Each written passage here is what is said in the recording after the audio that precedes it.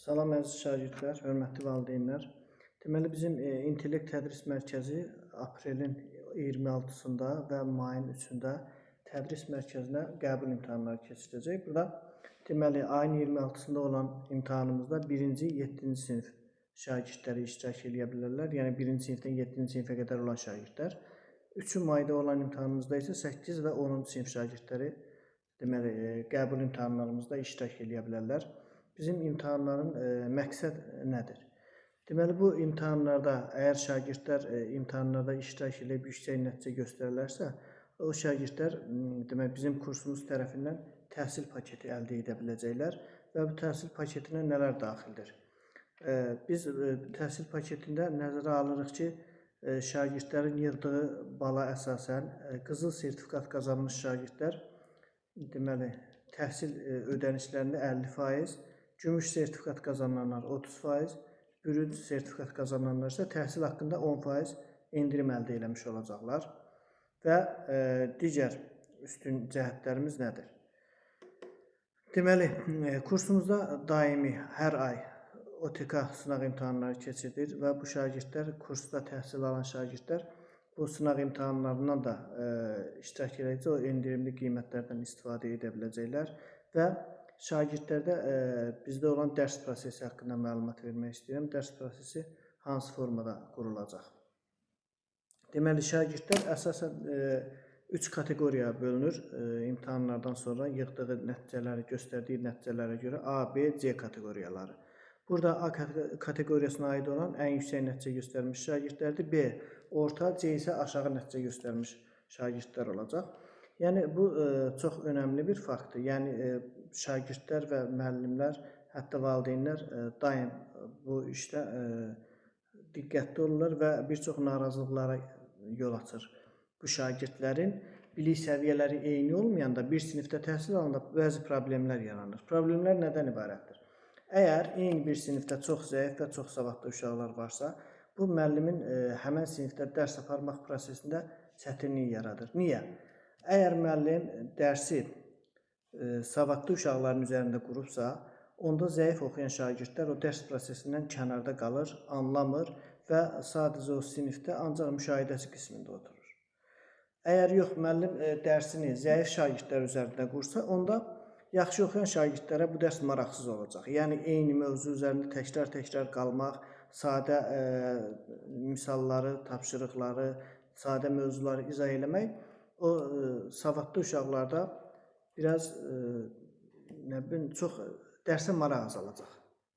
Ona görə biz bu şagirdləri 3 kateqoriyaya bölmüşük ki, yəni dərs prosesi daha maraqlı, daha deməli interaktiv şəkildə keçirilsin və şagirdlər arasında rəqabət. Əsasən yaxşı oxuyan şagirdlər bir sinifə düşəndə onların arasında rəqabət yaranır, biraz da onlarda stimul yaranır ki, daha yaxşı oxusunlar və daha yüksək nəticə əldə eləsinlər. Ancaq dediyimiz kimi o fərqli bilik səviyyəsində olan şagirdlər eyni bir qrupa düşdükdə burada bəzi problemlər yaranır.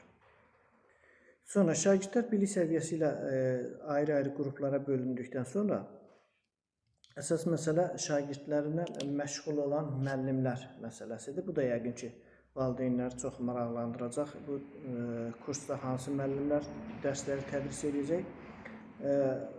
Məlumat verim ki, deməli iyunun 7-sində müəllimlərin də kurslara işə qəbul imtahanı olacaq. Bütün bu dediyimiz imtahanlar OTK sınaq imtahanları tərəfindən keçirilir və şagirdlər, həm də ki, müəllimlər bu OTK sınaq imtahanında bizim kursumuzda təşkil olunan imtahanlarda iştirak eləməklə deməli, həm işə qəbul ola bilərlər, həm də şagirdlər kursumuza şagird kimi qəbul ola bilərlər.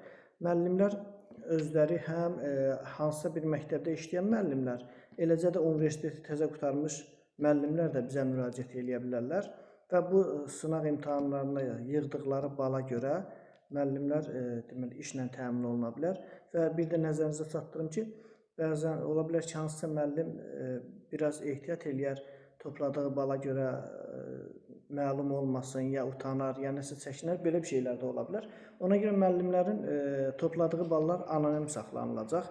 Əgər yox, o yüksək nəticə toplayıbsa, yəni bizlə əməkdaşlıq eləməyə hazır olacaqsa, o halda biz onun nəticələrini paylaşacağıq. Valideynlər də biləcək ki, hansı müəllimlərə uşaqlarını deməli oxumağa, hansı müəllimin sinifində oxumağını bilsələr daha yaxşı olar.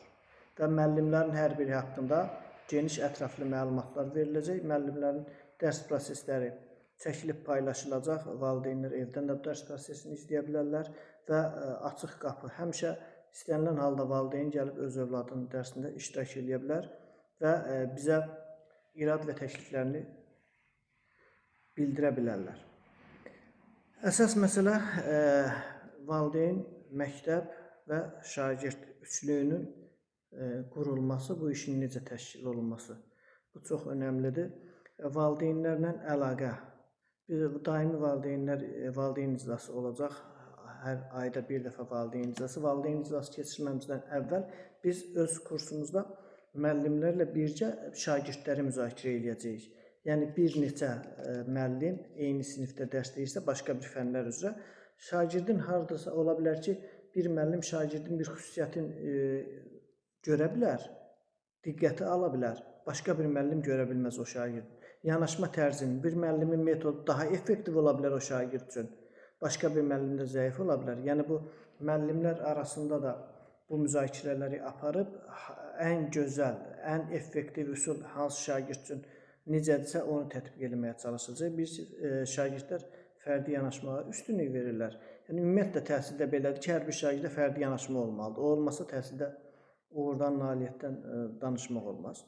Bunun üçün hər bir şagirdə fərdi yanaşılacaq və şagirdlər deməli bizim öz ətrafımızda, öz pedaqoji şuramızda müzakirə olunandan sonra valideynlərə onlar haqqında, şagirdlər haqqında geniş məlumat veriləcək və digər üstün cəhətimiz nədir?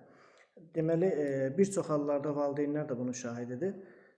İlin əvvəlində şagirdlər hazırlıqlara müxtəlif fən müəllimlərinin yanına gedirlər və bu vaxt problem yaranır cədvəl qurmaq haqqında.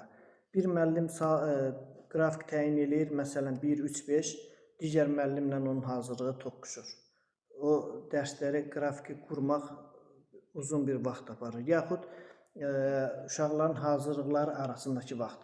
Bir hazırlıqdan çıxır, başqa hazırlığa çatmır, gecikir, oradan ora, buradan bura, artıq vaxt itişir. Ancaq bütün bu təlim prosesi bizim kursumuzda olduqda şagirdlər həm vaxt itişisi olmur, daim o cədvəllə elə planlaşdırılacaq ki, şagird bir dərsdən çıxıb digər dərslərə qoşula biləcək və bir məkanda təhsil alacaq.